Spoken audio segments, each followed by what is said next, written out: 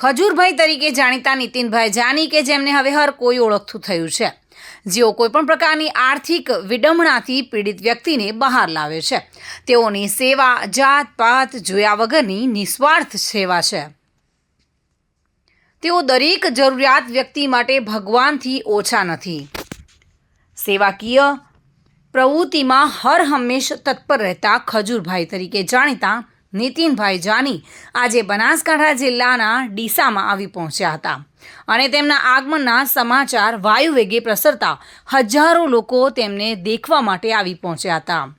તેમનું હિન્દુ યુવા સંગઠન પ્રમુખ મનોજસિંહ ઠાકુર અને હિન્દુ યુવા સંગઠન મહામંત્રી ગોલ્ડન ઠક્કર દ્વારા ફૂલહાર પહેરાવી સ્વાગત કરાયું હતું. ડીસા ખાતે 2 દિવસ ખજૂરભાઈ હાજર રહેવાના છે અને સેવાકીય પ્રવૃત્તિ કરવાના છે, ત્યારે ખજૂરભાઈ ડીસામાં આવતા સૌ કોઈમાં હરખની હેલી છવાઈ ગઈ હતી. નમસ્કાર, જય શ્રી કૃષ્ણ. હું છું તમારો પ્રિય ખજૂર. આજે ડીસામાં આવ્યો છું અને જે પબ્લિકનો પ્રેમ, જે પબ્લિકનો આદર મારા પ્રત્યે બપોરના 1:30 વાગે કોઈ કલ્પના ન કરી શકે કે ભાઈ બપોરના 1:30 વાગે કોઈ કોઈની માટે ફ્રી હોય કે ન હોય.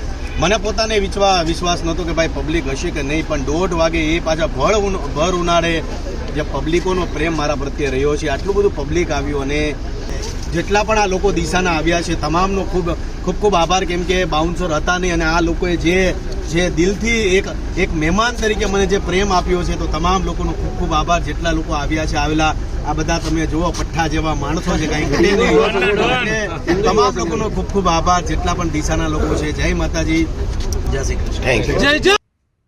ચિરાગ શ્રીમાળી સાથે bureau report, today Gujarati news. આ સમાચાર આપને કેવા લાગ્યા? ટુડે ન્યૂઝને લાઈક, શેર અને સબસ્ક્રાઇબ કરો.